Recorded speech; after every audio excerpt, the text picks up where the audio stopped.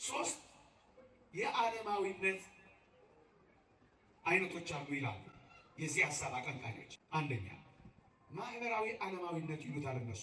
ሁለተኛው ግለሰባዊ ዓለማዊነት ይሉታል። ሶስተኛው የሃይማኖት ተቋማት ዓለማዊነት። ምዕመናን አሁንኛ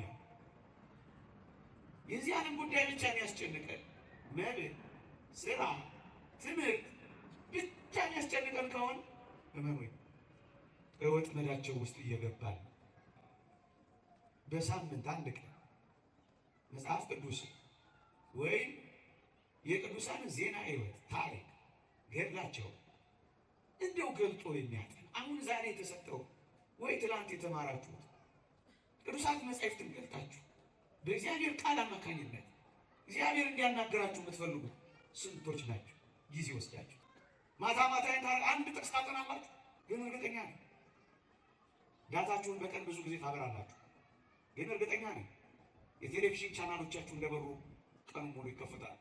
ግን እርግጠኛ ነኝ ማታ ማታ ህይወት የማይቀይሩ ወይም ለለውጥ የማይጠሩ ብዙ የፖለቲካ ቻናሎችን ልትጎረጎሩት የለም። ከቲክቶክ ገጾች ወይም ከሌላ ወደ ፍራ ልብ በሉ። ይሄ ምንድን ነው የሚጠቅማቸው ካላችሁ ወይ ዓላማው ምንድን ነው ካላችሁ ወይ ከቻሉ ሃይማኖትን እስከ መጨረሻው ያጠፋል። ካልቻሉስ የሃይማኖትን በምድር ላይ የሚያመጣውን ተጽዕኖ ያጠፋል።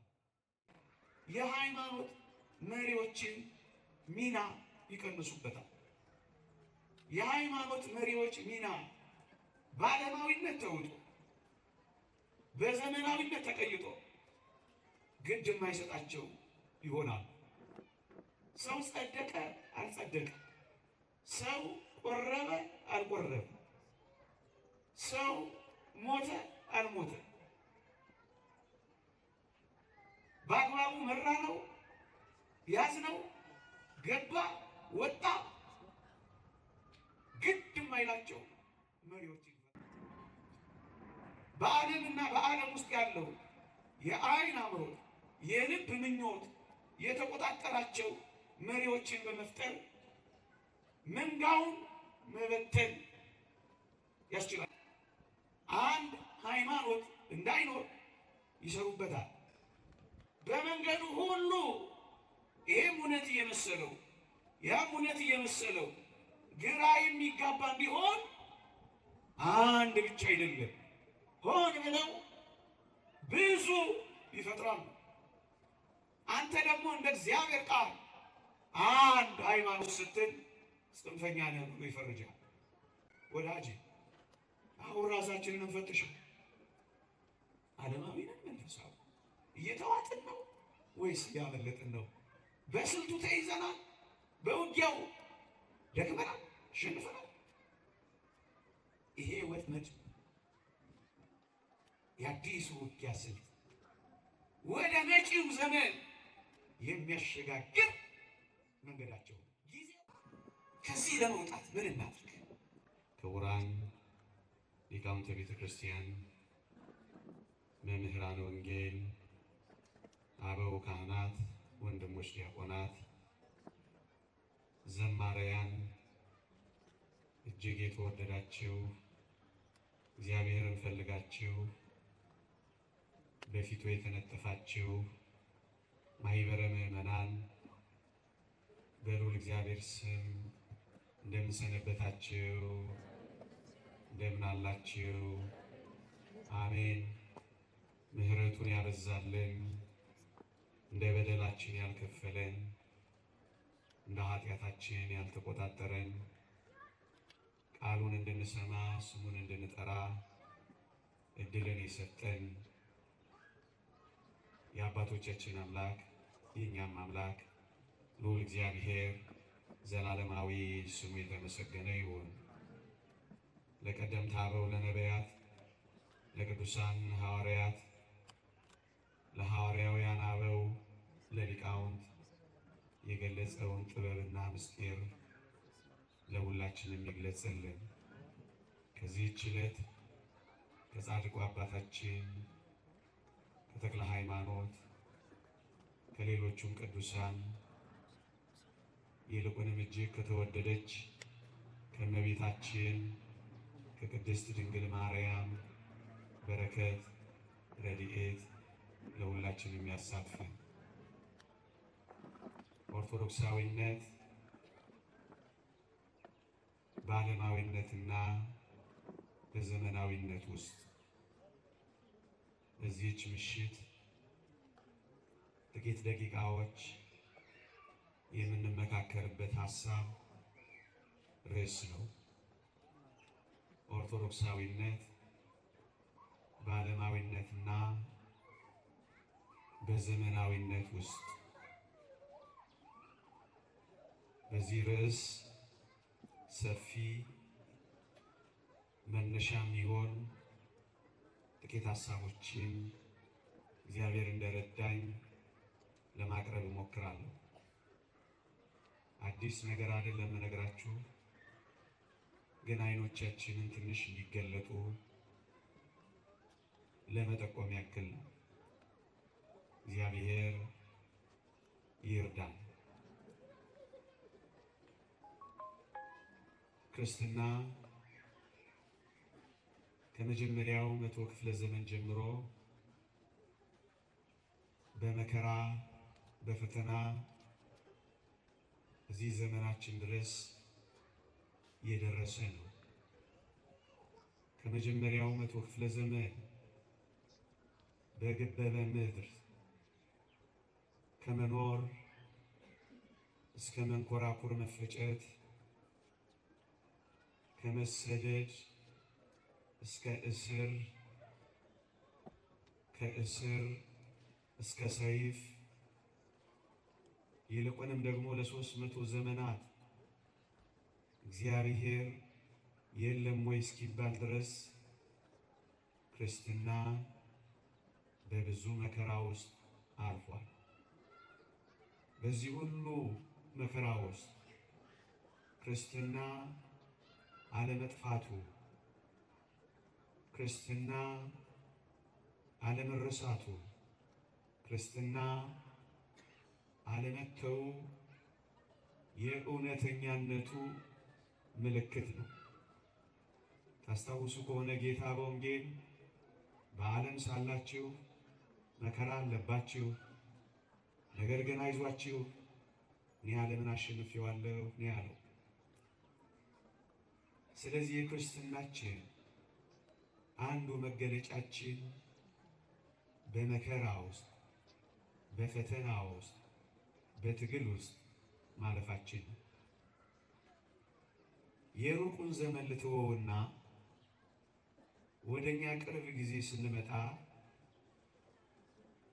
ክርስትናን በጉልበት፣ ክርስትናን በኃይል፣ ኦርቶዶክሳዊነትን በጭቆና ለማጥፋት የተነሱ የቅርብ ጊዜ ኃይሎች ነበሩ።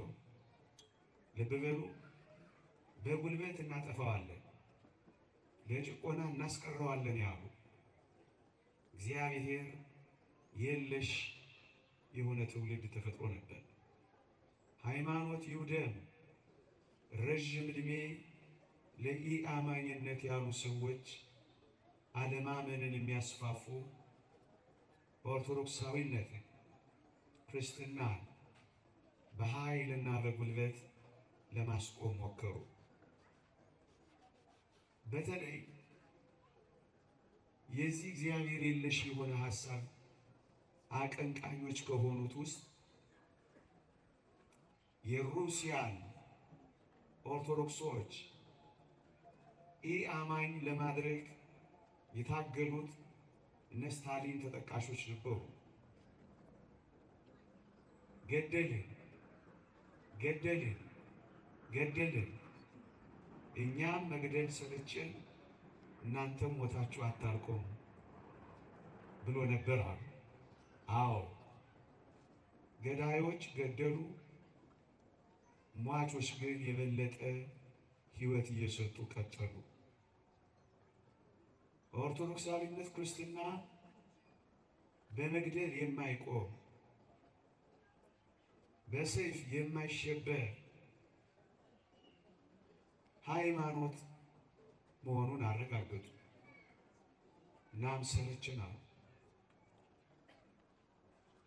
እኛም ሀገር ምናልባት ታስታውሱ ከሆነ አላውቅም፣ ካላስታወሳችሁ ግን ላስታውሳችሁ።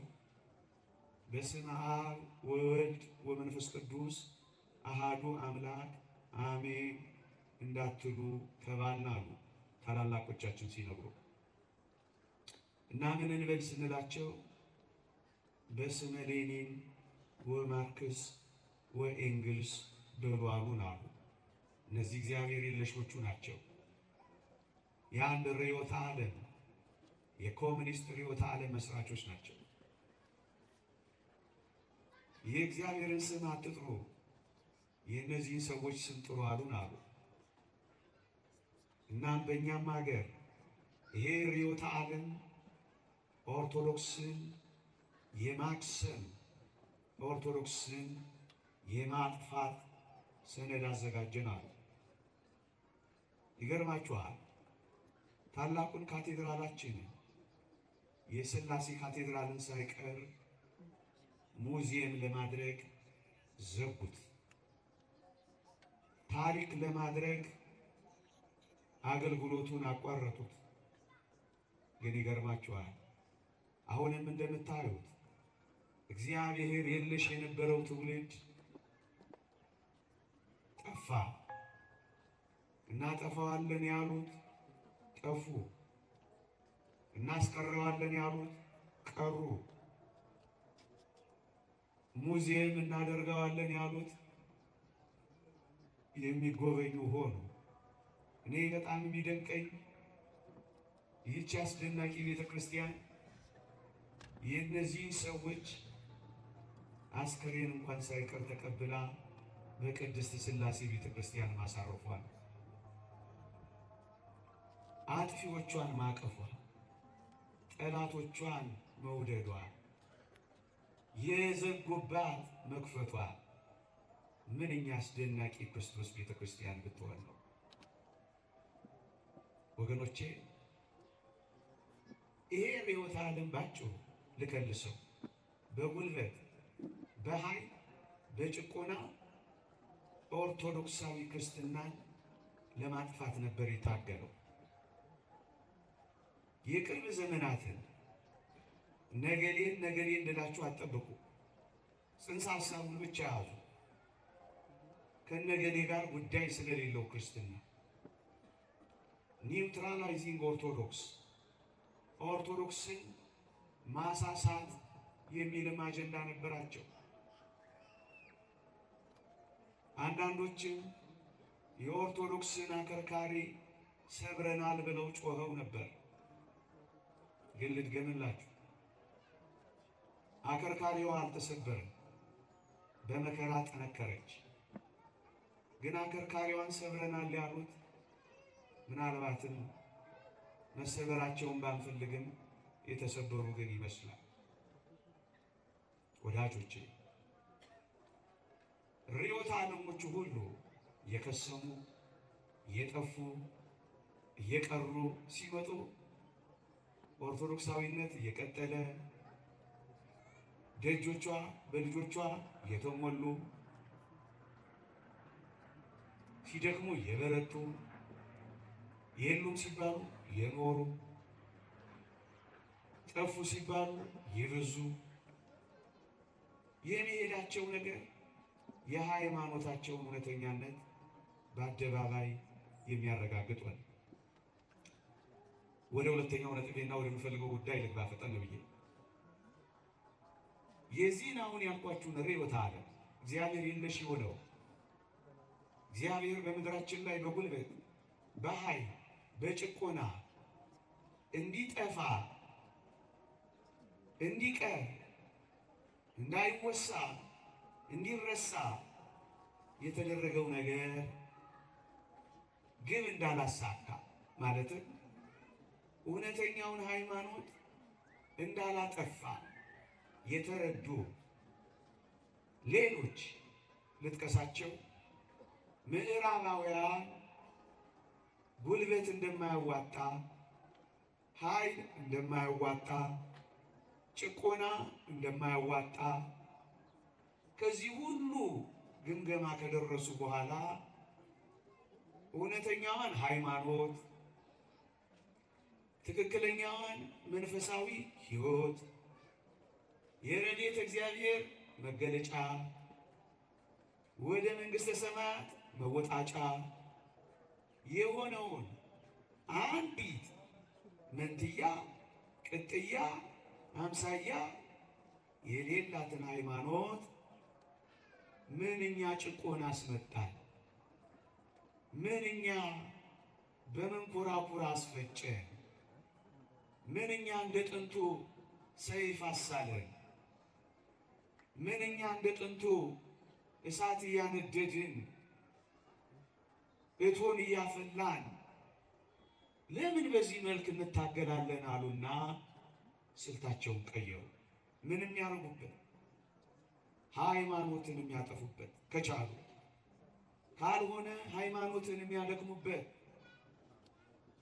መንፈሳዊነትን በሚፈልጉ ሰዎች መካከል መንፈሳዊነትን የሚያቀዘቅዙበት፣ የሚያጠፉበት፣ ከጭቆና ወደ ድሎትና ምቾት እቶን እሳት ከማንደድ ብርቱ የዝሙት እሳት ወደ ማቀጣጠል በአጭር ቃል እንደ ጥንቱ በኃይል በጭቆና በጉልበት ሳይሆን ዓለማዊነትን የሥጋ ፈቃድን በማሰልጠን የሚከተለውን ወይም የሚከሰተውን የነፍስ ፈቃድ ዝለትን በማምጣት ከእግዚአብሔር ማለያየትን ፈለጉ።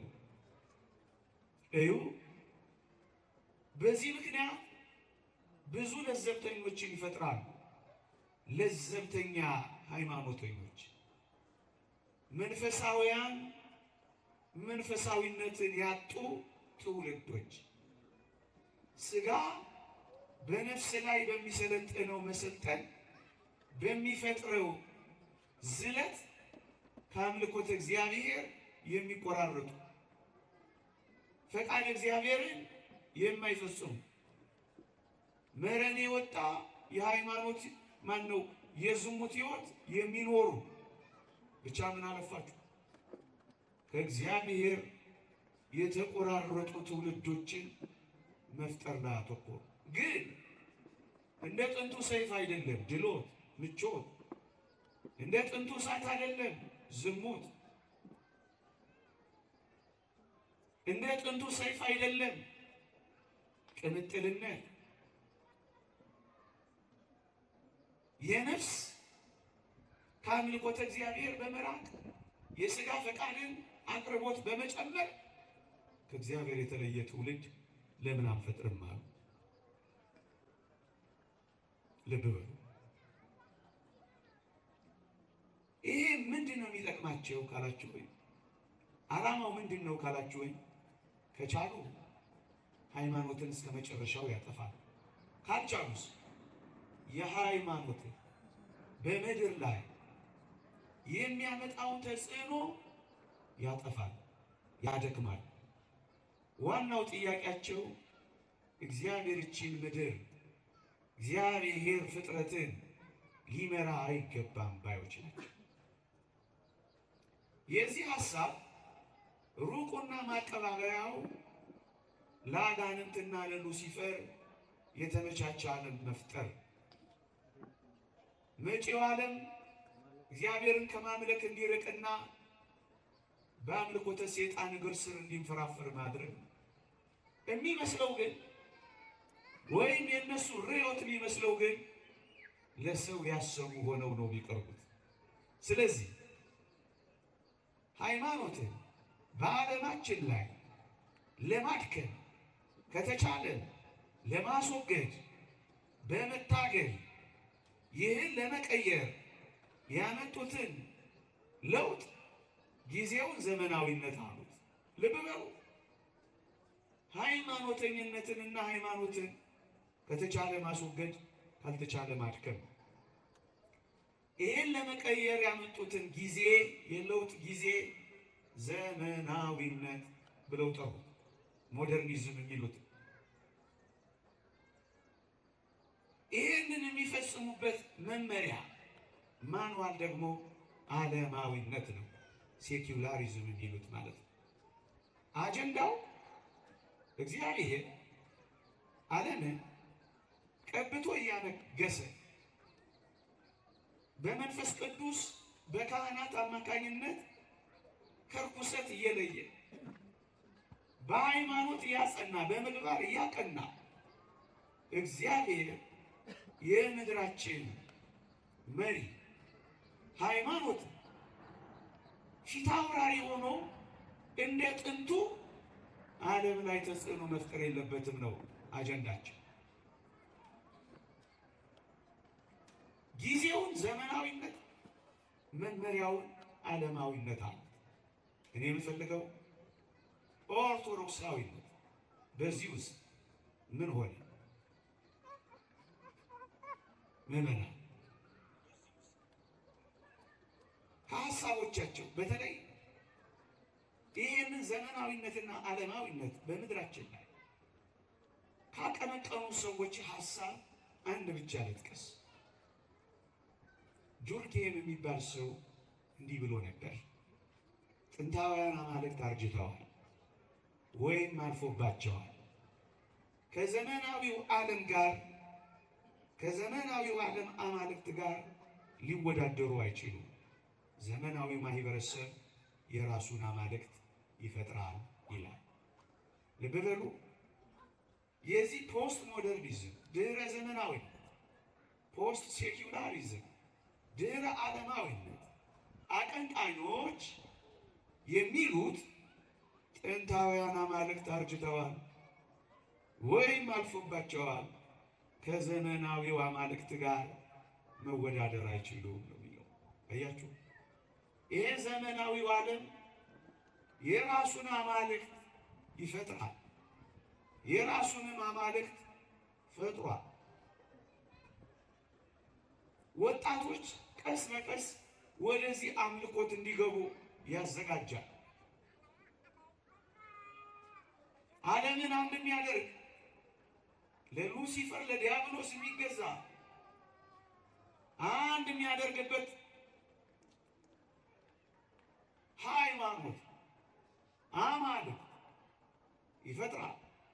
ለዚህ ነው በቅርቡ የተባበሩት መንግስታት ሳይቀር ዮጋ የሚባልን ልምምድ ሃይማኖት ነው ብሎ ያጸደቀ።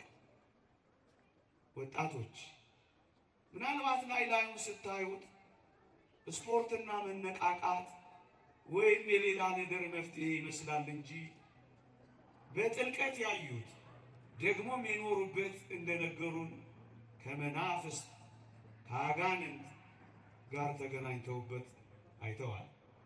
ምናልባት ይህንን መፈተሽ የምትፈልጉ ወጣቶች ለሌሎችም ወጣቶች ለማስተላለፍ ዮጋ ጉሩዎቹ እና አባ ፓይሲዮስ የሚል መጽሐፍ ሰሞኑን 4 ኪሎ ላይ አይቻልብያል። በግልጽ ከአጋንንት ጋር የሚገናኙ የሚያመልክ አንዳንዶችም ወጣቶች ኢትዮጵያ ውስጥም ይሰማሉ። ትንንሽ አማልክት እንደሆኑ ራሳቸውን የሚቆጥሩ ፈዋሾች እንደሆኑ ራሳቸውን የሚገነዘቡ አጋንንት የሚያናገራቸው ግን ስልቱ በጣም ረቂቅ ነው። ይሄ የሚያሳየን ምንድን ነው? ዘመናዊው ማህበረሰብ የራሱን አማልክት ይፈጥራል እንዳሉ ወጣቶች ሳያውቁ ወደ ረቂቅ የአጋንንት አምልኮት በዘመናዊ ስም ግን በማይመስሉ ቀስ ብለው ይሰጥማል። ሰምቻለሁ። አንድ ኢንተርቪው ላይ አሰልጣኝ ነኝ አለ። የዚህ መነቃቃት አሰልጣኝ ነኝ አለ። ስልክ ለመግዛት 10,000 ብር ፈለግኩ አለ። ኢንተርቪውን ሰምቼ ነው አብሮ ከዚህ ጋር ስለሚሄድልኝ 10,000 ብር ስልክ ለመግዛት ፈለግኩ አለ። ስልጠና ስራ መጣልኝ አለ። እኔ ቁጭ ብዬ በዚህ በዮጋ ስርዓት መመሰጥ ሰው ነኝ አለ። ስልጠናውን ሰጥቼ ስጨርስ የምፈልገውን 10,000 ብር ሳንደራደርና ሳንነጋገር እጄ ላይ ሰጡኝ አለ። ከዚያም ያንሳል እንጨምርልህ አሉኝ አለ። እኔ እንዲጨምሩልኝ ፈለግኩና ልክ ጨምሩልኝ ልላቸው ስል በጆሮዬ አንድ ድምፅ ሰማሁ አለ። ይበቃሃል፣ 10,000 ብር አይደል የፈለግከው? ይዘው ውጣ አለኝ አለ። ደነገጥኳል ወዳጄ፣ ደነገጥኳል። ማን ሊለው ይችላል? ማን ያዘጋጅለት ይችላል? አያችሁ፣ ዘመናዊው ማህበረሰብ የራሱን አማልክት ይፈጥራል። ከዚያስ ከእግዚአብሔር ይቆራረጣል። የራሳቸው ፈዋሾች የሆኑ አንዳንዶች አሉ፣ ይቀየራል። ይሄንን ነው ሃይማኖቱን ከቻሉ ያሰብዳሉ፣ ካልቻሉ ያደክማሉ። በመናፍስታዊ አሰራርና ረቂቅ በሆነው የአጋንንታዊ ሕይወት ቀስ ብለው ይተካሉ። ወጣቶች ይሄን አውቁ። ከእውነተኛው የጸጋ ምንጭ ከእውነተኛው ሕይወት ይቆራረጣሉ። ይሄ ጊዜው ዘመናዊነት፣ መመሪያው ዓለማዊነት ምንድን ነው? ለእነዚህ ሰዎች የሚሰጠው ፋይዳ ካላችሁ ወይ 4 ወይ 5 ነጥቦችን ቀስ ብዬ ልንገራችሁ። አንደኛ መንፈሳዊነትን፣ ሃይማኖተኝነትን በዓለማችን ላይ መቀነስ። ጸሎት የሚጸልዩ፣ ጾም የሚጾሙ፣ የማያስቀድሱ፣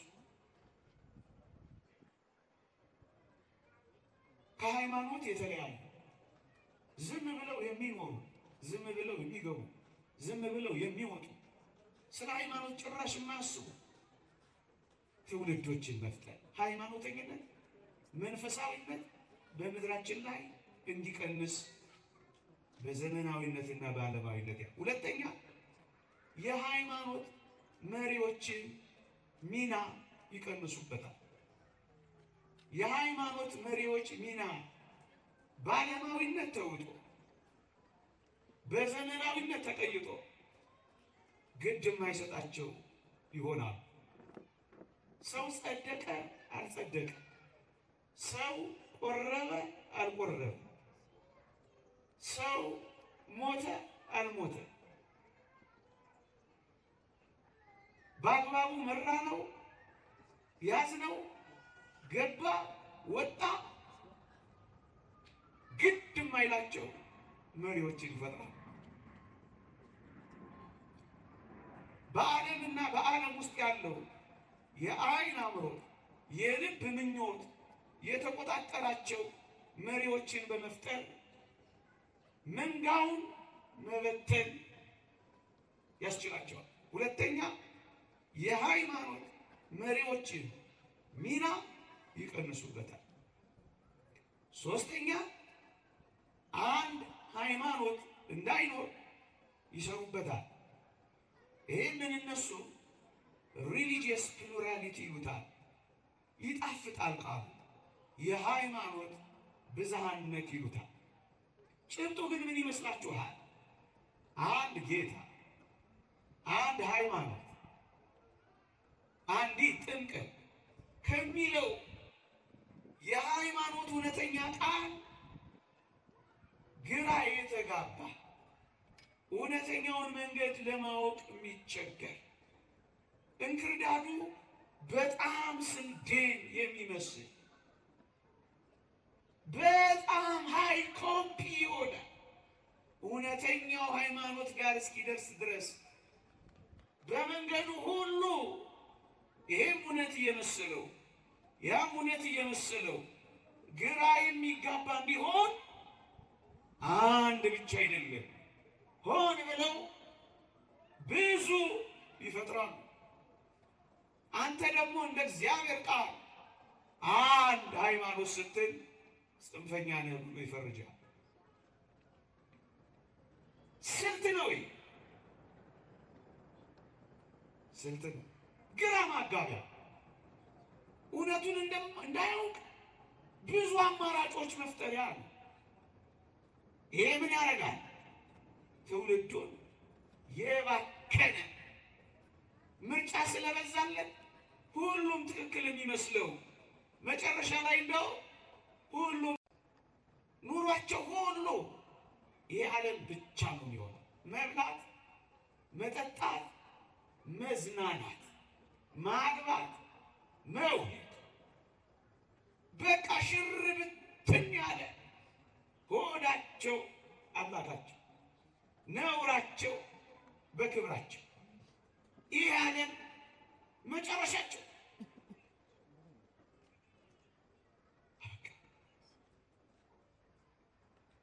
ከእግዚአብሔር ይልቅ ተድላ ደስታን የሚወድ ሰው ማፍራት።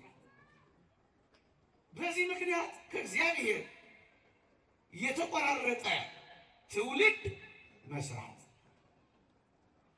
ይህንን ይጠቅማቸዋል። አሁን ወደ ብይን ልምጣ። ልብ በሉ። በጉልበት እንዳልሆነ ስላወቁ የሥጋ ፈቃድን በማሰልጠን ነፍስ ላይ በሚያደርገው ጫና የሚከሰተው ዝለት በመጠቀም ከአምልኮተ እግዚአብሔር የተቆራረጠ ትውልድ ማምጣት። ይሄ ምን ይፈጥርላቸዋል? መንፈሳዊነት ይሳሳል፣ ሃይማኖተኝነት ይቀዘቅዛል። ሃይማኖተኛ ቢሆን እንኳን ለዘብተኛ ይሆናል። ገንዘቡ አይቅርበት እንጂ ማንም ይሁን ማን ይግባ ይውጣ ምንም አይመስለው። አማኝ ሆነ መናፍቅ ምንም አይመስለው። ለዘብተኛ ይሆናል፣ ግድ የለሽ ይሆናል።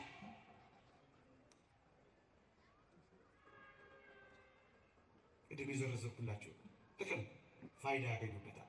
ግን ራሳቸው የበየኑት ምን እንዲሆን ነው የፈለጉት? እዩ፣ ጥቂት ነጥቦችን ጨምሬ ልንገራችሁ። ዓለማዊነት፣ ይሄ አሁን ያልኳችሁ የውጊያ ስልት፣ መንፈሳዊነት የሚያሳሳው፣ ሃይማኖተኝነት ከቻለ የሚያስወግደው፣ ካልቻለ የሚያደክመው፣ ደግሞ ካልተሳካለት ለዘብተኛ የሚያደርገው ዓለማዊነትን ምን ብለው እንደበየኑት ዲፋይን እንዳደረጉት ልንገራችሁ። እንዲህ ብለው ማን ነው ዓለማዊ ብላችሁ ስትጠይቁ እነሱ እንዲህ ይላሉ። የዚህ ዓለም ጉዳይ የሚያስጨንቀው ሰው ዓለማዊ፣ መንፈሳዊ የሆነ ነገር የማይገደው ሰው ዓለማዊ፣ የቤተ ክርስቲያን አስተምህሮ የማያሳስበው ሰው ዓለማዊ፣ ስለ ገዳማዊ ሕይወትና ስለ ጭምትነት ብዙ ትኩረት የማይሰጥ ዓለማዊ። የራሳቸው ትርጉም ነው። እንደዚህ አይነት ሰው መፍጠር የአዲሱ ዓለም ስርዓት ከመምጣቱ በፊት ሃይማኖተኞችንና መንፈሳውያንን የምናጠቃበት ስልት ነው። ልብ በሉ። የዚህ ዓለም ጉዳይ ብቻ የሚያስጨንቀው ሰው ቅድም ያልኳቸው ስለሚበላው፣ ስለሚጠጣው፣ ስለሚለበሰው ብቻ የሚያስብ ሰው፣ እነሱ ወደሚፈልጉት መረብ የገባ ሰው ነው። ምዕመናን፣ እስኪ ጥቂት ነገር እንደው እንነጋገር። በቀን ስንት ጊዜ እንደሚበላ የሚጨነቅ ሰው እንጂ ስንት ጊዜ በቁም ነገር የሚጸልይ ሰው ስለሚጸልየው ጸሎት የማያስብ ሰው ዓለማዊ ሆኗል እያልኳችሁ እርግጠኛ ነኝ። አሁን ብጠይቃችሁ መፈታተሽ እንችላለን። በቀን ቢያንስ 7ቱን የጸሎት ጊዜያት ተወዋቸው። በቀን ቢያንስ 2 ጊዜ ትጸልያላችሁ ወይ ብላችሁ እርግጠኛ ነኝ ጥቂት ሰዎችን ነው ማገኘው። በቀን ቢያንስ ግን 3 ጊዜ የሚበላ ግን ብዙ ነው። አያችሁ፣ ስለ ጸሎቱ፣ ስለ ነፍሱ ምግብ፣ ስለ ሕይወቱ እትብት ሰው ሕይወትን የሚያገኘው የነፍስ ሕይወትን የሚያገኘው በጸሎት በኩል ነው። አባቶቻችን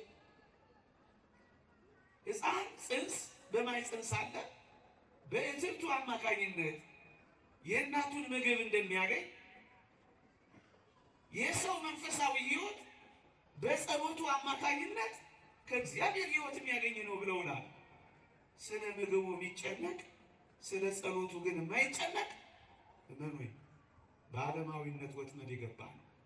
የዚህ ዓለም ጉዳይ ነው የሚያስጨንቀው። 3 ጊዜ ይበላል፣ 1 ጊዜ ግን አይጸለይም። ማን ነው እሱ? ሳያውቀው ዓለማዊ የሆነ ነው። እርግጠኛ ነኝ አሁን ብጠይቅ በሳምንት ስንት ጊዜ ተማሪዎች ከትምህርት ቤት፣ ሰራተኞች ከስራ ቦታ ስንት ጊዜ ትቀራላችሁ ብላችሁ እርግጠኛ ነኝ ማንም ሰው የሚቀር የለም። ማንም ሰው አይፎርፍም። ግን እስኪ እሑድ በማለዳ ለቅዳሴ የምትመጡ ብል ግን እርግጠኛ ነኝ እጅ የሚያወጣው ትንሽ ነው። ይሄ ምንድን ነው? ዓለማዊነት ነው። ከእግዚአብሔር ጋር መገናኛ ጊዜ የለው። የዚህን ዓለም ስራ ግን ሳይታክት ይሰራል፣ ሳይፎርሽ ይተገብራል፣ ሳያስታጉል ይኖራል። አስቀደሰ አላስቀደሰ፣ ከጌታችን ቁስሎች አጠገብ ሆነ አልሆነ ግድ አይሰጠው። ይህ ምንድን ነው? ከዋናው ምንጭ መራራቅ ነው። ከእውነተኛው የአምልኮ ሕይወት መለየት ነው። ቤተ ክርስቲያን እውነተኛ የአምልኮ ሕይወቷ የሚገለጸው በስርዓተ ቅዳሴ ነው። ምዕመናን አሁን እኛ የዚህ ዓለም ጉዳይ ብቻ የሚያስጨንቀን መብል፣ ስራ፣ ትምህርት ብቻ የሚያስጨንቀን ከሆነ እመኑኝ በወጥመዳቸው ውስጥ እየገባን ሳናውቀው ዓለማውያን ይሆን። ይሄ ብቻ አይደለም።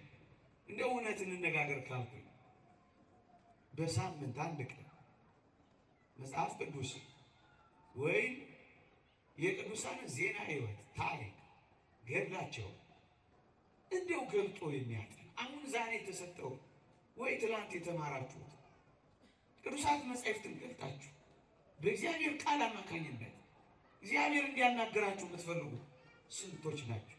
ጊዜ ወስዳችሁ ማታ ማታ ወይ በሳምንት 1 ቀን የቤታችሁ ጉባኤ ያለ ከልጆቻችሁ ጋር የእግዚአብሔርን ቃል የምትነጋገሩበት የምታጠኑበት፣ እግዚአብሔር እንዲያስተምራችሁ እግዚአብሔር እንዲናገራችሁ የእግዚአብሔርን ቃል የምትታጠቁበት፣ የእምነትን ሰይፍ የወንጌልን ጫማ የተስፋን ጋሻ የመዳንን ራስ ቁር በእግዚአብሔር ቃል የምትቀዳጁበት ቀን አላችሁ። እግዚአብሔርን በቃል እግዚአብሔርን በመጻሕፍቱ እግዚአብሔርን በወንጌል እግዚአብሔርን በትምህርቱ ታናግሩታል፣ ያናገራችኋል፣ ትፈቅዳላችሁ። ማታ ማታ አንድ ጥቅስ ታጠናላችሁ፣ የተማራችሁትን ታሰላስላላችሁ። ወደዚያ ሕይወት ለመሄድ ጊዜ ሰጥታችሁ ትሰራላችሁ። እንጃ ግን እርግጠኛ ነኝ ዳታችሁን በቀን ብዙ ጊዜ ታበራላችሁ። ግን እርግጠኛ ነኝ የቴሌቪዥን ቻናሎቻችሁ እንደበሩ ቀኑን ሙሉ ይከፍታል። ግን እርግጠኛ ነኝ ማታ ማታ ሕይወት የማይቀይሩ ወይም ለለውጥ የማይጠሩ ብዙ የፖለቲካ ቻናሎችን ስትወረወሩት ያላችሁ ምናልባት እጅግ የማይጠቅም ምንም የሌለው የሰው ታሪኮች ከቲክቶክ ገጾች ወይም ከሌላ ወደ ፍራንድ ወዳጅ እግዚአብሔር እየተተወ የእግዚአብሔር ጊዜ እግዚአብሔር ባልሆኑ ጊዜዎች እየተያዘ ሕይወት የማይቀዩ ይልቁንም የጽድቅ ሕይወትን የሚጋፉ ብዙ የማይጠቅሙ ነገሮች በጎጆችን አሉ። እውነቱን ነው። ያ ከያኔ ሕይወቱን መቀየር ያቃተው ሰው ሁሉ ቴሌቪዥኑ ፊት ቁጭ ብሎ ሪሞት ኮንትሮል ይዞ ቻናል ሲቀያየር ያመሻል የሚለው ነገር እውነትም አይን ይገልጣል። ልብ አንጠልጣይ ፊልሞች፣ ብዙም እርባና የሌላቸው ኳሶች ላይ የሚያፈጥ ትውልድ ጊዜውን ያባክናል፣ ገንዘቡን ያባክናል፣ የጽድቅ ጊዜውን ያባክናል፣ ትሩፋት ሊሰራበት የሚገባውን ጊዜ ያባክናል። የባከነ ይሆናል። ምን ሆነ? ዓለማዊ ዓለማዊ። ስለሚሰራው ቤት ማሰቡ ምርጥ ነው። ስለ ሰማዩ ቤት ስለ ሰማያዊው መንገድ መርሳቱ ግን ዓለማዊ ነው የሚያደርገው። በሞቴ የስቅለት ቀን የዓርብ ቀን ብቻ የሚመጡ የሉ። በቃ የዓይን አምሮቷ የልብ ምኞቷ አያችሁ። ብዙዎች በስራዋ ባክናለች፣ በደስታዋ አስክራለች፣ በማፈዝዣዋ አንሁልላለች።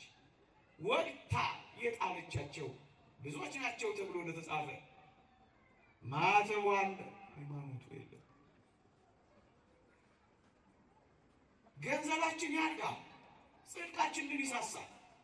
የሂሳብ አካውንታችን ስለማደጉ እንጂ ጽድቃችን ስለማደጉ ብዙም የማይጨነቅ ሰው አለ። ማታ ማታ ገንዘቡን ያስታርቃል። ምን እንዳስገባ ምን እንዳስወጣ ይደምራል፣ ይቀንሳል። ወርሃዊ ባንክ ሪኮንሲሌሽን ወይም ዓመታዊ ስቴትመንት ያሰራል። ጽድቁን ግን ትቶታል። ምን ሆኗ? አይጸልይም፣ አያስቀድስም፣ አይማርም፣ አያነብም፣ በዚህ ትሩፋት አይሰራም። በዚህ ስለ ቤተ ክርስቲያን አስተምሮ ብዙ ግድ የለውም። ምን ሆኗል? የዚህ ዓለም ጉዳይ ብቻ የሚያስጨንቀው። ምን ሆኗል? መንፈሳዊ አስተምሮ የማያገባው የማይመለከተው። ምን ሆኗል? ስለ ቤተ ክርስቲያን አስተምሮ ቆብ የማይሰጠው። ምን ሆኗል? ዓለማዊ። ወዳጅ አሁን ራሳችንን እንፈትሸው። ዓለማዊ ነን? መንፈሳዊ እየተዋጥን ነው ወይስ እያመለጥን ነው? በስልቱ ተይዘናል፣ በውጊያው ደክመናል፣ ሸንፈናል። ይሄ ወጥመድ የአዲሱ ውጊያ ስልት ወደ መጪው ዘመን የሚያሸጋግር መንገዳቸው ነው። ጊዜው ዘመናዊነት፣ መመሪያው መፈጸሚያው ዓለማዊነት። ሶስት የዓለማዊነት አይነቶች አሉ ይላሉ የዚህ ሀሳብ አቀንቃኞች። በጣም ስለሚጠቅመን ቀስ ብዬ ልንገራችሁ። አንድ ፕሮፌሰር ነው እነዚህ ነጥቦች ያስቀመጠ። ዋናው ዓላማ እግዚአብሔር እንደ ቀድሞ ልቀንሰው ብዬ ነው፣ መሪ መሆን የለበትም። ቤተ ክርስቲያን እንደ ቀድሞ ተጽዕኖ አሳዳሪ መሆን የለባትም። ማን ነው እግዚአብሔር? who is God after all? ለመሆኑ እግዚአብሔር ማን? አናውቀው። ቤተ ክርስቲያንስ ማን ፈቅዶላት ነው የምትመራው? ማን ፈቅዶላት ነው በሰው ሕይወት ውስጥ ተጽዕኖ የምታሳድረው? ማን ናት እሱ? ስለዚህ የዓለማዊነት ዘመቻ ምን አደረገ ካላችሁ ወይ ፈጠን ብዬ ጥቂት ነገሮችን ላንሳባችሁ። አንደኛ ማህበራዊ ዓለማዊነት ይሉታል እነሱ። ማህበራዊ ዓለማዊነት ይሉታል እነሱ። ሶሻል ሴኩላሪዝም የሚሉት። ሁለተኛው ግለሰባዊ ዓለማዊነት ይሉታል። ሶስተኛው የሃይማኖት ተቋማት ዓለማዊነት ይሉታል። እነሱን አስረድቼ መፍትሄውን ጠቁሜ አበቃለሁ። ምስጢር፣ ትርጓሜ፣ ወንጌል ተምራችኋል፣ ታውቃላችሁ። እሱን እኔ ማብራራበት አቅም የለኝም። ሊቃውንት እዚህ ሞልተዋችኋል እና የኔታ አሉላችሁ። እኔ ግን ቢያንስ እችን ጠቁሜ ብሄድ መጨረሻ ላይ ምን ታስተምራለህ ብትሉ እችን ትምህርት ባስተምር ነው የሚመርጥ።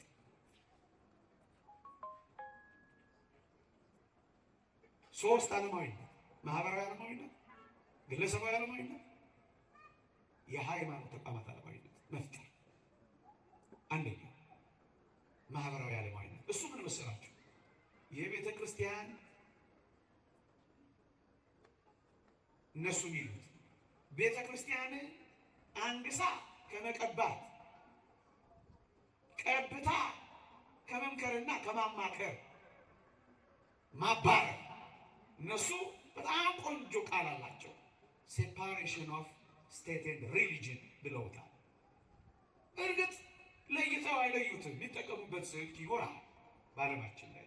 ግን ልብ በሉ እግዚአብሔር ቀብቶ ለእኛ እንመርጣለን እንጂ እግዚአብሔር ምን አገባ? እግዚአብሔር ከፈጠረው ፍጥረት ላይ ማባረር God is created in the image of man። እግዚአብሔር ሰውን የፈጠረው ሰው ነው እግዚአብሔርን የፈጠረው ባዮች ናቸው። የእግዚአብሔርን ጣልቃ ገብነት አንፈልግም ባዮች ናቸው። ቃል በቃል ያነበብኩላችሁ ከነሱ ይወጣል። ለማጋነን ምንም ጥረት አላረኩም፣ አሳንሼው እንደውም ሳስቼ ትቼ። ግን ልብ በሉ ይሄ ምን ማለት ነው?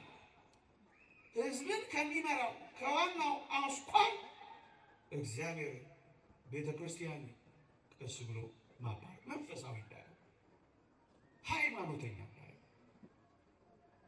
ማባረር።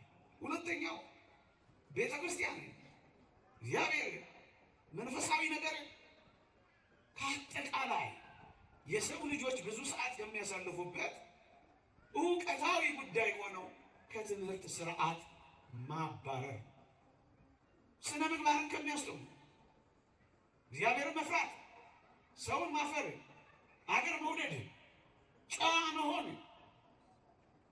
ምን አገባው እዚህ ውስጥ እግዚአብሔር ብለው በትምህርት መስክ ደግሞ ያባረራል። እግዚአብሔር የማይነገርበት በተቃራኒው ዓለማዊ መረን የወጡ ሀሳቦች እግዚአብሔር የለም የሚል ርዕዮትን በትምህርት መስክ ውስጥ መደንቀር። ለምሳሌ አንዱ ሰው በዝመተ ለውጥ የመጣ ነው እንጂ እግዚአብሔር የፈጠረው አይደለም። ይህን አምኖ የሚቀበል ትውልድ መፍጠር በትምህርት የሚፈለገው የለም። ለምሳሌ ሕፃናት ትምህርት ቤት ውስጥ እንዴት አድርገው ሩካቤ እንደሚፈጽሙ የሚያስተምሩ ስርዓተ ትምህርቶችን በግድ ማስገባት። የተመሳሳይ ጾታ ጋብቻ ወንድ ከወንድ ሴት ከሴት አዎንታዊ በሆነ መልኩ ለሕፃናት ማስተማር መጀመር ነው። አየህ፣ በትምህርት ተሳቦ እግዚአብሔር በካልቾ ተመቷል። ቤተ ክርስቲያን ተባራለች። እውነተኛ የጽድቅ ሕይወትና የሥነ ምግባር ትምህርት የለም። በምትኩስ መረን የወጣ ኃጢአት ይማራል። ይሄ ምናልባት እኛ ጋር አልደረሰ ይሆናል፣ ሌሎቹ ጋር ግን ተቸግረዋል።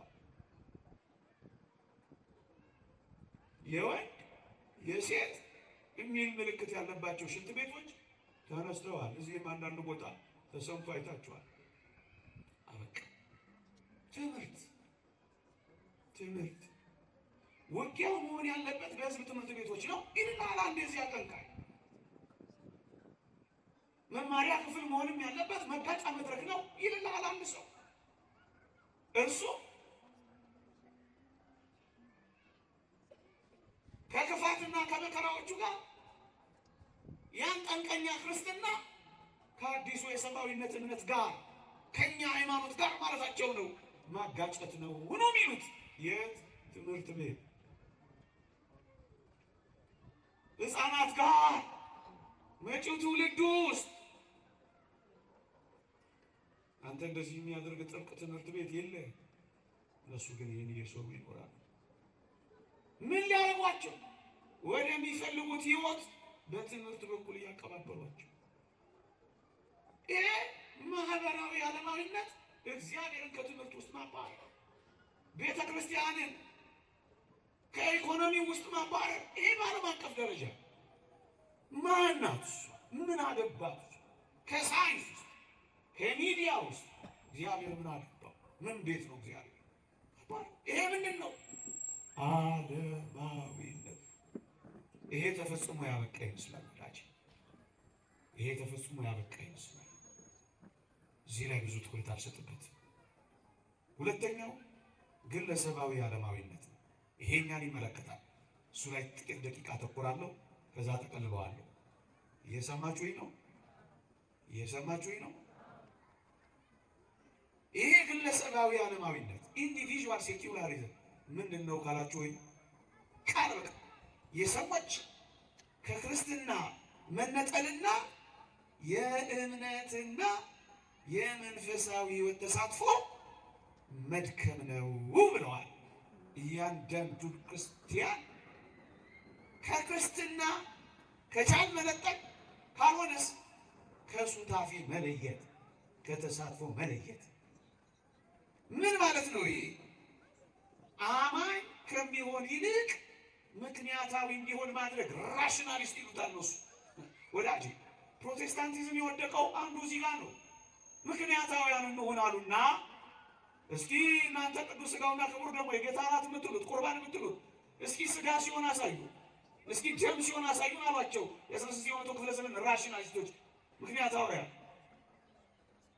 በእምነት ሊመልሱ የሚገባውን እነ ሉተር ራሽናሊስቶች ስላጠቋቸው ምክንያታዊ ለመሆን ፈልገው አይ በቃ ምሳሌው ነው ብለው አረፉ።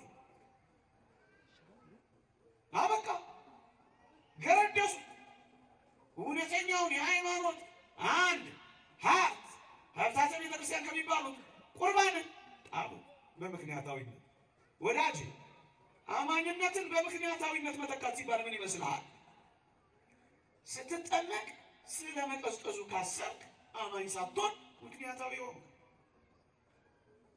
ሲጾሙ ስለ መክሳታቸው የሚያስቡ ሰዎች፣ ስለ መታመማቸው የሚያስቡ ሰዎች አማኞች አይደሉም። ምክንያተኛ አየህ፣ ከተሳትፎ ትነጠላለህ። ምክንያተኛ ሆነ። ስትመጸወት ስለ መቀነሱ፣ ስትሰግድ ስለ መድከምህ፣ ሌሊት ስትነሳ እንቅልፍ ስለ ማጣትህ፣ እዚህ ስትቀመጥ ስለ መበረድህ ምክንያታዊ ብቻ ትሆናለህ። ይሄ ምንድን ነው? ከተሳትፎ የተለየ ክርስትና ከአማኝነት ወደ ምክንያታዊነት ይወርዳል። ለዚህ ነው ብዙ ሰዎች እምነት ምንድን ነው? ዝክር ምንድን ነው? ይኸውላችሁ ቀለል ያለ ቦታ እዚህ ውስጥም ሆነን አንዳንዶች አለን ምክንያታውያን አገልጋዮችም ሆነ ደግሞ እንደዚህ ተገልጋዮችም ሆነ ሃይማኖተኞች አለ ምክንያታዊ። ይሄ ምንድን ነው? የሰዎች ከክርስትና መነጠልና ከመንፈሳዊ ተሳትፎ መድከም፣ ከቅዱሳት መጻሕፍት መሪ ይልቅ ሳይንስን ማግነን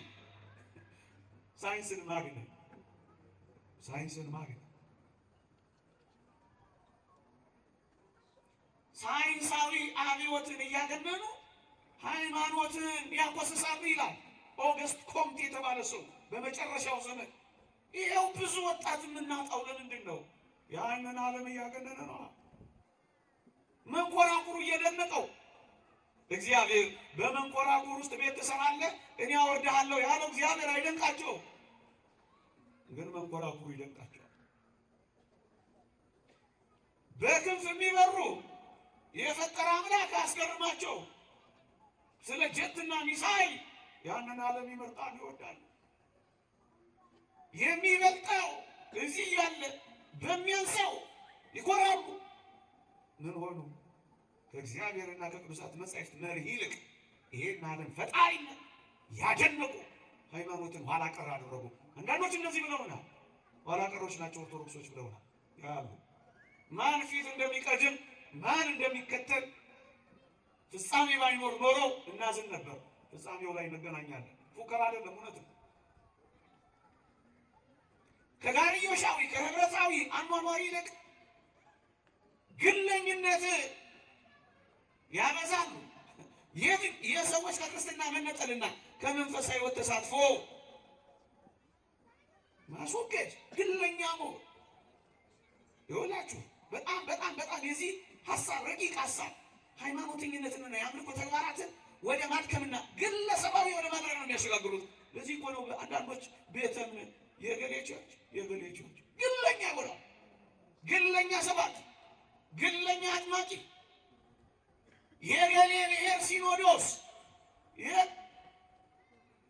የነገሌ ቤተ ክርስቲያን ግለኛ ይሆናል። ነግሰው መቀመጥ ይፈልጋል። ኦርቶዶክሳዊነት ህብረታዊ አንድነት ናት።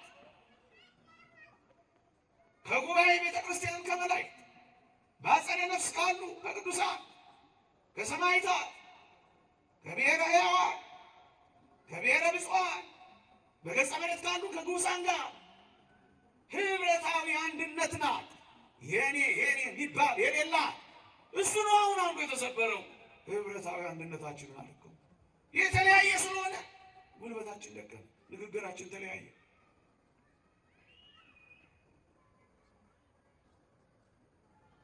ምን ሆነ? ለሚመጣው ህይወት ከመዘጋጀት ለሚመጣው ህይወት መከራ ከመቀበል ይልቅ ጊዜያዊ ተድላ ደስታን ታርድ ነው ክርስትና ማለት። መጾምን፣ መጸየፍ፣ መስገድን፣ መመር ብዙዎች ከኛ ቤት የሚወጡት ጾም ብለዋል እኮ። የዛሬ ስንት ዓመት የወጡት አዲሶች አስታውሳለሁ። ስማቸውን እንዳልጠራ ብዬ ብዙ ዓመት የወጡት ዛሬም ጾም ነው፣ ነገም ጾም ነው፣ ሁሌ ጾም ነው። መሯቸው ተድላ ደስታን እንጂ ክርስቶሳዊ መከራን መቀበል አይፈልጉም። ይሄ ምንድን ነው? አሁን ያልኳችሁ ከክርስትና መነጠል፣ ከመንፈሳዊ ሕይወት ተሳትፎ ማድከም። ይሄ ግለሰብ ሌላ ግለሰብ በሰዎች የቀን ተቀን ሕይወት ውስጥ ፕሮፌን ይሉታል እነሱ። ምንም አይነት ጣልቃ እንዳይገባ ሃይማኖት በየቀኑ ሕይወት ውስጥ ሃይማኖት ጣልቃ እንዳይገባ፣ ይልቁንም በተቀደሱ አገልግሎቶች ብቻ ተገድቦ እንዲኖር። የት ላይ? አውደ ምሕረት ላይ ብቻ። የት ላይ? መቅደስ ውስጥ ብቻ። የት ላይ? ካህኑ እጆች ላይ ብቻ። የሚነገረው ቃል እግዚአብሔር ሲነገር ወደ ቤቱ ይዞ ሄዶ ለውጥ አያመጣም፣ ጣልቃ እንዳይገባ። ይልቅስ በተቀደሱ አገልግሎቶች እዛው ብቻ እንዲቀመጥ፣ እዛው አውደ ምሕረቱ ላይ ጥሎት ይወርዳል ሰባኪው። ተሰባኪውም መድረኩ ላይ ይዘው አውደ ምሕረቱ ላይ ጥሎ ሌላ ሰው ይሆናል። ምን ማለት ነው?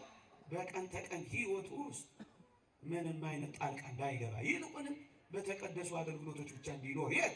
መቅደሱ ውስጥ፣ አውደ ምሕረቱ ላይ፣ ልብሱ ላይ። ሕይወቱ አይኖርም፣ በፈረቃ ነው የሚኖረው። ቦታው ቢለያይም ከዓለማዊ ይሸፍኖታል። እዛው ወደ ውስጥ ወደ ሕይወቴ ለውጥ እንዳያመጣ ጣልቃ ገብቶ እንዳይመራል። ይሄ ምንድን ነው? ግለሰባዊ ዓለማዊነት። ዓለማውያን በሚኖሩትና እኛ መንፈሳውያን በምንለው መካከል ልዩነት እንዳይኖር ማጣፋት። እኛም ተናጋሪዎች፣ ሌሎቹም ተናጋሪዎች፣ እኛም ቂም ያዦች፣ ሌሎቹም ቂም ያዦች፣ እኛም አኩራፊዎች፣ ሌሎቹም አኩራፊዎች፣ እኛም ተጣዮች፣ ሌሎቹም ተጣዮች፣ እኛም ዘረኞች፣ ሌሎቹም ዘረኞች፣ እኛም ተንኮለኞች፣ ሌሎቹም ተንኮለኞች። ምንድን ነው እስኪባል ድረስ ግራ ያጋባል። ምን ማለት መሰላችሁ? በዓል እናከብራለን፣ ግን የበዓሉ ዋና ስታል ቆርበን ግን አንሄድም። ቄጤማ ይዘን ልንሄድ እንችላለን። ዝም ብለን አጨብጭበን ብቻ ዳር ብቻ ከተቀደሱ አገልግሎት ተሳትፎ እንለያለን። ወደ ዋናው ሱታፊ አንገባ፣ ወደ ሕይወት ሱታፊ። የእግዚአብሔርን ቃል እኮ እንሰማለን፣ መስማቱን እንሰማለን፣ ግን ወደ ውስጥ ገብቶ ለውጥ ያመጣል። ተናጋሪው አፍ ላይ፣ ሰሚው ጆሮ ላይ ፍቶት ይሄዳል። ቀስ በቀስ ልለወጥ ብሎ አይታገልም። መለያው የእግዚአብሔር ነው። አኗኗራችን ግን የነጋዴ አይነት ነው። አምጣ ለመና ሰሞኑን እኮ ሲወቀስ የሰነበተው እዛ ቤተ ምኩራብ ጸሎት ቤት የንግድ ስራ ይሰሩ ይሸቅጡ ነበር የተባለው። እዚያ እኮ ጸሎት የሚጸልዩት ብቻ እኮ አይደሉም። እዛ ምኩራብ ላይ ያሉት እኮ ብቻ አይደሉም። እኛም ጋር እኮ አንዳንዴ ይነግዳል። እዩ ጸሎታችን፣ ስዕለታችን ለነፍስ ጥቅም ለእግዚአብሔር ፍቅር ሳይሆን ለዕድሜ ማርዘሚያ፣ ለጠላት መጉጃ፣ ለሀብትና ንብረት መጠበቂያ እያደረግነው ከጸለይ ነው ነጋዴዎች ነው ምን ሆነው። የክርስቲያን ዋና ዓላማው ግቡ ከእግዚአብሔር ጋር ተገናኝቶ መኖር። ሌላው ግረ መንገድ ነው ይጨመርላችኋል የተባለ። ማዕተባችን ይታሰራል። የተወደዳችሁ ክርስቲያኖች አኗኗራችን ግን ይለያል። እንዘፍናለን፣ ምንም አይመስልም። እንሰክራለን፣ ምንም አይመስልም። እንዋሻለን፣ ምንም አይመስልም። ሌላውን ምኑን እናገራለሁ? አያችሁ፣ ወደ ውስጣችን ገብቶ የምንኖረውን አኗኗር ለውጦ ለጽድቅ አቅቶ የሚፈለገውን ሕይወት እንዳያመጣ አሁን ያልኳችሁ ግለሰባዊ ዓለማዊነት ተሳታፊዎች እንዳንሆን ያደርገናል። አሁን ብዙዎቻችን ከተሳትፎ ወርቀናል። ንስሐ አባት አለ፣ ንስሐ መግባት ግን የለም። አያችሁ፣ እናምንበታለን ግን አንኖርበት፣ እንፈልገዋለን ግንስ አንሳተፈው። ይሄ ምንድን ነው? ግለሰባዊ ዓለማዊነት። ባጭሩ የሃይማኖቱ ምልክቶች አሉ፣ መልእክቱ ግን የለም። ነጠላዬ ሳጠፋ መስቀል እያርጌ ነው። አንገቴ ላይ ማተብ ሳደርግ መስቀል ፍቅር ምልክቱ አለ። መልእክቱ ሁሉን አፍቃሪነት ግን የለም። መልእክቱ ታራቂነት ግን የለም። የመስቀል መልእክቱ ሁሉን አቃፊነት የለም። በቀኝ እጁ ቀደምት ሕዝብን አይሁድን፣ በግራ እጁ አዲስ መጪዎቹን አሕዛብን እንዳቀፈበት ማቀፍ ግን የለም። አያችሁ፣ ምልክቱ አለ፣ መልእክቱ ግን የለም። ይሄ ምንድን ነው? የመስቀሉ ቃልና ሕይወቴ ነው የሚል ክርስቲያንነት። ይሄ ምንድን ነው? ዓለማዊነት ግለሰብ። ሶስተኛው የሃይማኖት ተቋማት ዓለማዊነት ነው። እሱን በአንድ ደቂቃ ብቻ ልግለጽ። የሃይማኖት ተቋማት ዓለማዊነት ይሄ ምን መሰላችሁ? በዓለማችን ላይ ያሉ የሃይማኖትን ተቋማት ዓለምን እንዲመስል አድርጎ መቀየር ነው። ለምሳሌ በዓለም ላይ ያሉ አንዳንድ ቤተ እምነቶች መዘርዘር እችላለሁ፣ ግን ስለማያስፈልግ ነው። እናውቃቸዋለን፣ ግን ስለማይጠቅም ነው። እዩ፣ ዓለማዊው አስተሳሰብ ሰብአዊ መብት አክባሪ አይደላችሁም ሲሏቸው ምን ማድረግ ጀመሩ? የግብረ ሰዶማዊ የተመሳሳይ ጾታ ጋብቻ ፈቀዱ። አያችሁ፣ ምን ሆኑ? ዓለማዊ አስተሳሰብ የሚፈልገውን በሃይማኖት ተቋማቶቻቸው ተቀበሉ። ይሄ ምንድን ነው? የሃይማኖቱን ተቋማት መውረስ ነው። ምሳሌ የሴቶችን እኩልነት አታከብሩ ሲሏቸው አንዳንዶች ተቋማት፣ የሃይማኖት ተቋማት ልበል፣ በትምህርት ጥቅስ ያዙልኝ፣ ለሴቶች ስልጣነ ክህነትን መስጠት ጀመሩ። ምዕመናን አያችሁ እንዴት ዓለማዊ እንደሚያርጓቸው። እኛም ጋር የተሞክረው ነበር።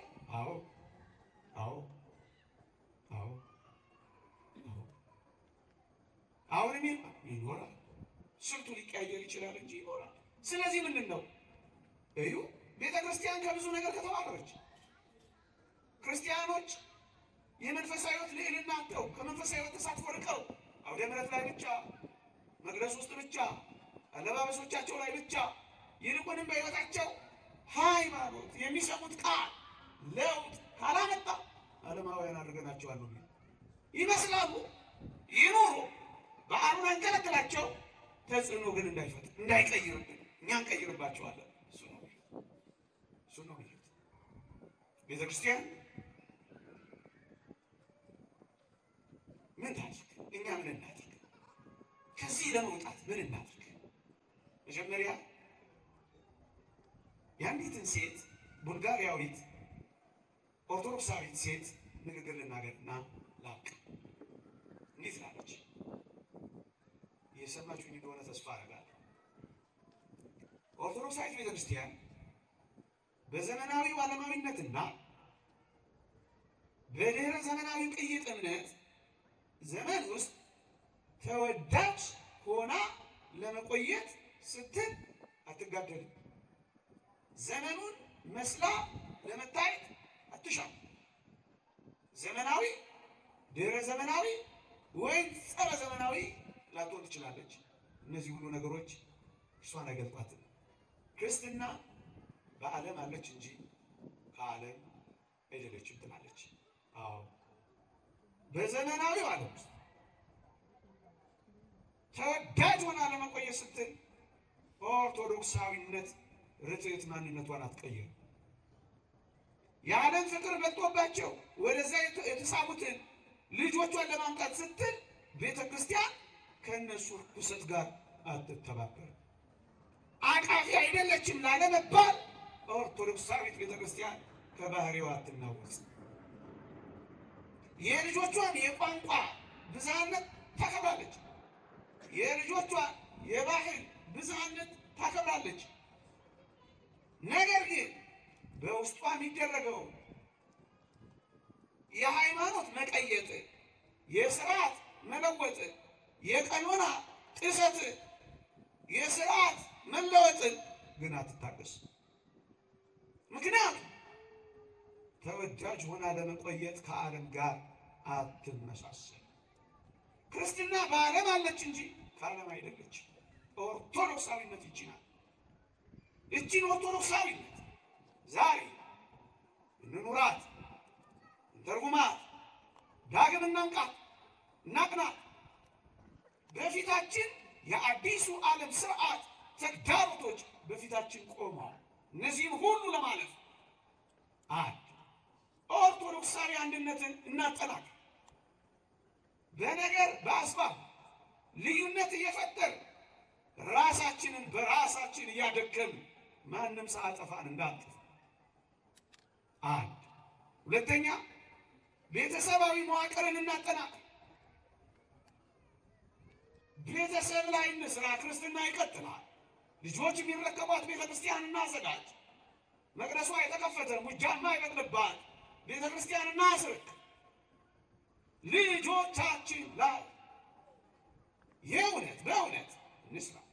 ሶስተኛ ኃጢአት አይሁን እንጂ ምንም ሰርተን ራሳችንን እንቻል፣ እንተጋገዝ። በኢኮኖሚ አቅም ትንሽ ጠንከር እንበል። የመጣ የገባው ሁሉ ፕራይቬታይዝ ሲያደርግህ ማተብንም አውልቅ እንዳይል፣ የራበው ሆድ ስለ ሃይማኖቱ ለማሰብ እንዳይቸገር። አንድ ግሪክ ተራራ ላይ አቶስ ገዳም ያለ አንድ የበቃ ሰው እንዲህ ብሏል አሉ። ኦርቶዶክሳውያን በመጨረሻው ዘመን በምግብ ሰብል ራሳቸውን ካልቻሉ ይህ ዓለም እንዳያጠፋቸው ያሰጋል ይላል። ጎበዝ፣ ኢኮኖሚው ከፈረጠነ ፖሊሲ እስኪያስቀይር ድረስ አቅም አለው። ስለዚህ እኛ ምድን ወንድሞች ጠንክሩ፣ ተሳትፉ፣ በርቱ፣ ወገባችሁን ሰው ጠንከር ብላችሁ በሃይማኖትና ስለ ሃይማኖት ምን ኦርቶዶክሳዊነት በዓለማዊነትና በዘመናዊው ዓለም ውስጥ ይቆያል።